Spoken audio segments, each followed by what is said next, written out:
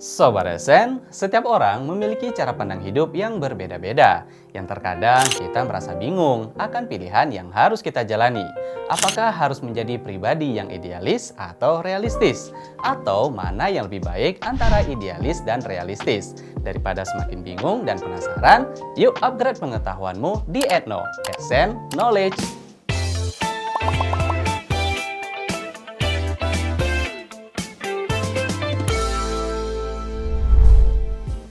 Kita tahu bahwa setiap orang memiliki sifat dan kebiasaan yang berbeda-beda. Begitupun dalam menyelesaikan suatu masalah, pastinya setiap orang memiliki cara yang berbeda-beda.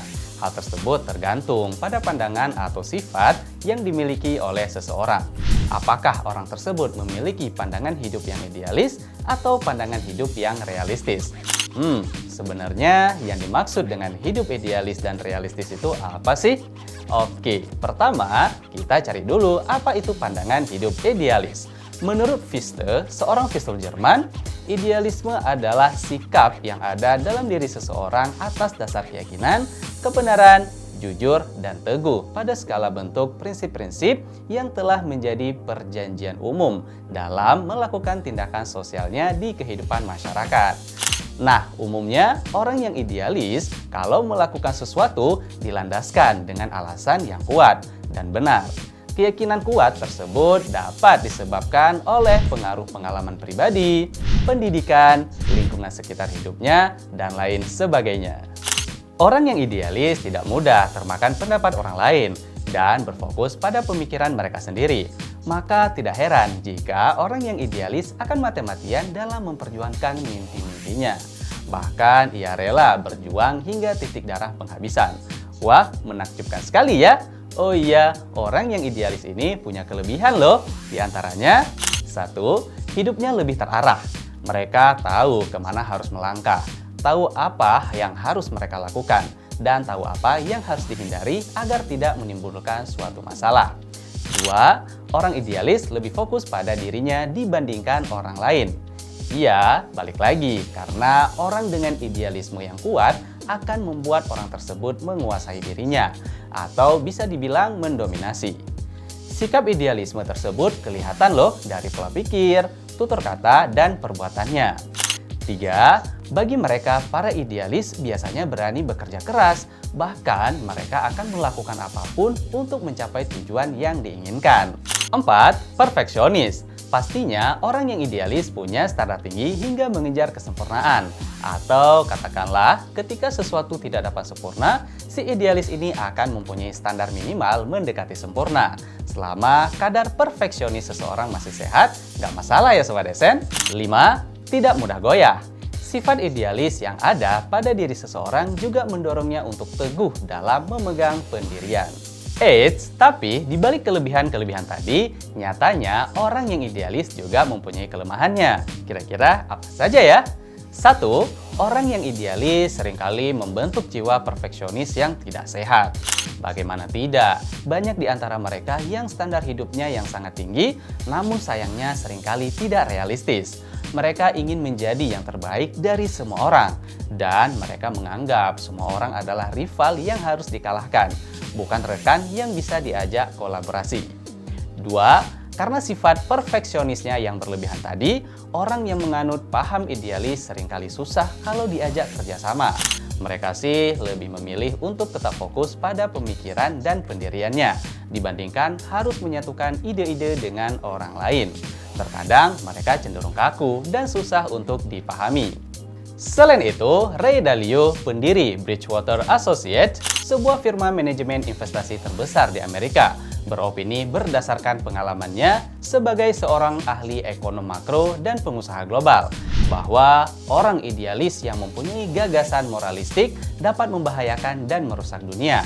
Hal ini dikarenakan orang idealis dengan gagasan tersebut akan berperilaku tanpa memahami bagaimana cara berperilaku yang baik.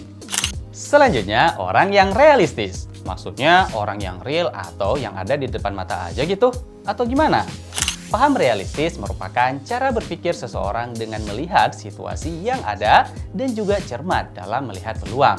Tentunya orang realistis lebih fleksibel dan tidak pernah memaksakan suatu kehendak tertentu. Bukan berarti pasrah ya, tapi orang yang realistis juga akan selalu berusaha untuk memahami keadaan maupun situasi yang sebenarnya terjadi. Mereka memikirkan segala sesuatu sesuai dengan kemampuan yang mereka miliki. Tidak berlebihan dan sesuai namanya mempunyai pola berpikir yang real. Bahkan mereka pun tidak akan memimpikan sesuatu yang besar melebihi kemampuannya. Ciri-ciri orang realistis itu gimana sih?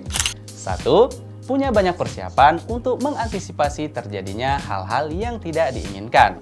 Misalnya, ketika bepergian, dia selalu sediakan payung kalau tiba-tiba nanti hujan. Selalu bawa makanan, takutnya kelaparan di jalan, dan lain sebagainya. 2. Orang realistis pintar dalam memberi nasihat yang bijak terhadap sesuatu masalah yang dihadapi oleh orang lain.